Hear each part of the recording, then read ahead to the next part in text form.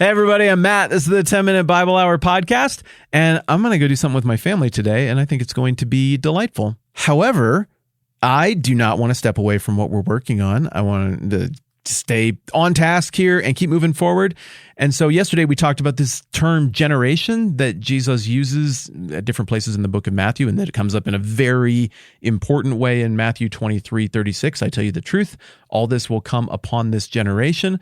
Well, depending on what he means by that word, we could interpret the passage and think of a lot of different timelines that make sense here. And so to make sense of that and to set us up for what is coming down the pike in chapter 24, I'm going to bounce it to my friend Aaron, who's really good at this stuff and who works with me on TMBH things and who you've seen probably on 10-Minute Bible Hour YouTube videos.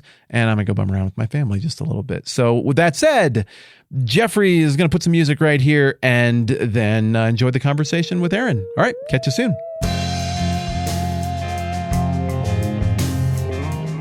Hey everybody, I'm Aaron. I'm filling in for Matt today on the podcast. Thanks for being with us.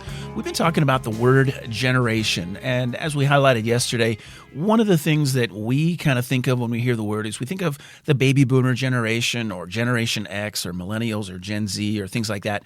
One of the things that we do when we think about that is we like to argue over which generation is better or greater than the others. It's often used in kind of a negative way to pit us against one another, and everybody likes to kind of rah-rah my tribe, we're the best. And I don't know that that's totally helpful, but it's kind of fun to play the game. And one of the ways we do that is we think about our music and the music that sort of stamps our generation and gives us an identity. And I've been thinking about this as I share some of the stuff that I grew up with my kids. Some of the stuff from my generation just doesn't make sense. Here's one of the biggest offenders from my childhood. This was a band that I really, really liked as a kid. This is from Duran Duran, and I want to read these lyrics to you and see if you can make any sense out of it at all. The reflex is a lonely child who's waiting by the park. The reflex is a door to finding treasure in the dark. And watching over lucky clover isn't that bizarre. Every little thing the reflex does leaves you answers with a question mark. So I really like my generation, but I can also poke fun of it and say, yeah, we sang those lyrics at the top of our voice, and they're probably totally nonsensical. But it illustrates a point in what we're talking about here. How do we really make meaning from things? How do we listen to conversation? How do we read literature or listen to songs, whether they're from 2021 or 1985? How do we make sense of those words and derive meaning? We put them together in context, and in this particular case, there's no context at all to give meaning or try to explain what the reflex is. It's totally disjointed. But we do this every day. We do it in conversation, listening to songs, watching movies. It's something that we do every day. And when we come to the Bible, when we come to the biblical text, it's actually just the same practice. And so we're going to look at that today. How do we look at the word generation? And how do we look at how that word is used in its context and derive meaning based on the clues around it? So an example of how this works in real life. If I tell you I was walking at the circus and I got hit by a trunk, you're going to probably think that somehow I got hit in the face by an elephant. If I tell you we were at the store and we threw the groceries in the trunk and headed home, you're going to understand that I put all those messy little plastic bags in the back of my car and headed home from the grocery store. If I say in my neighborhood, I watched a young boy learn to ride his bike and crash into a trunk, you're going to follow that he probably hit a tree. In each of those examples, you can just tell from the context how the word is being used in terms of its range of meaning. So we're going to do the same thing. We're going to look at a few verses from Matthew's gospel as he's using the word generation and do just the exact same thing. The first place Matthew uses that word, generations, is in chapter 1, verse 17. And he says this, "For all the generations from Abraham to David were 14 generations. And from David to the deportation to Babylon, 14 generations. And from the deportation to Babylon to the Christ, 14 generations." And so there you have typical around the context. He's obviously talking about family line and periods of time related to such. That's the usual context of generations. However, everywhere else that Matthew uses that word, it functions a little bit differently. Here's Matthew 11, verse 16, and this is Jesus talking to the disciples of John the Baptist who ask him a question. Should they expect someone else, or is Jesus really the Christ? And Jesus answers them, and then Jesus turns to the crowd and says, "But to what shall I compare this generation? It's like children sitting in the marketplace calling out to their playmates." Matthew 12, verses 39 through 45, Jesus uses the phrase extensively. Now, in this context, he's speaking directly to some scribes and Pharisees because they come to him and they're demanding a sign that he prove to them supernaturally that he is who he says he is. But he answered them, "An evil and adulterous generation seeks for a sign, but no sign will be given to it except the sign of Jonah." And in verse 41, "The men of Nineveh will rise up at the judgment with this generation and condemn it, for they repented at the preaching of Jonah, and behold, something as greater than Jonah is here."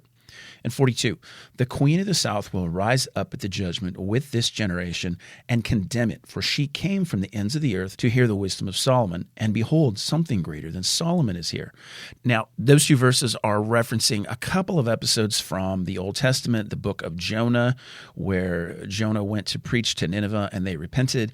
And then the queen of the south is the queen of Ethiopia, who came to hear and sit at the feet and listen to the wisdom of Solomon in the Old Testament. So Jesus is referencing both of those events and contrasting those two groups of people with this evil and adulterous generation. And then he concludes this in verse 45 with a parable about a man who had a demon driven from him, has his sanity restored, but then refuses to come to a full acknowledgement of the truth and reality, and the demon returns to him with 7 other spirits. And Jesus says this to these scribes and Pharisees: "Then it goes and brings with it 7 other spirits more evil than itself, and they enter and dwell there, and the last state of that person is worse than the first. So it will be with this evil generation." So Jesus is using really strong words here, and he's used the word generation 4 times in this little paragraph. In chapter 16, verse 4, again speaking to Pharisees and Sadducees, he calls them evil and adulterous. An evil and adulterous generation seeks for a sign. And then in chapter 17, verse 17, Jesus says, "O faithless and twisted generation," referring to a father who's come to Jesus and asked to have his son healed because the disciples were not able to drive the demon from his son, but Jesus has to do it himself. And he says, "O faithless and twisted generation." And then, of course, we have Matthew 23, which we've just been talking about recently. "Truly, I say to you, all these things will come upon this generation." And this is at the end of the 7 woes pronounced against the Pharisees. And the final use of the word is in Matthew 24, which we'll cover in the weeks ahead. Jesus says this: "Truly, I say to you, this generation will not pass away until all these things take place." Now, a couple of things to note. When he says this generation, he's obviously using it as a pejorative, and he's using it in context to those who follow him. And what should I say about this generation? The generation that he's talking about is the people that don't follow him. And he refers to them as evil and adulterous even. And in the biblical text, adulterous or adultery can often mean literal marital unfaithfulness, but more often than not, it's a metaphor for spiritual unfaithfulness. So an evil and adulterous generation, and he even says a faithless and twisted generation.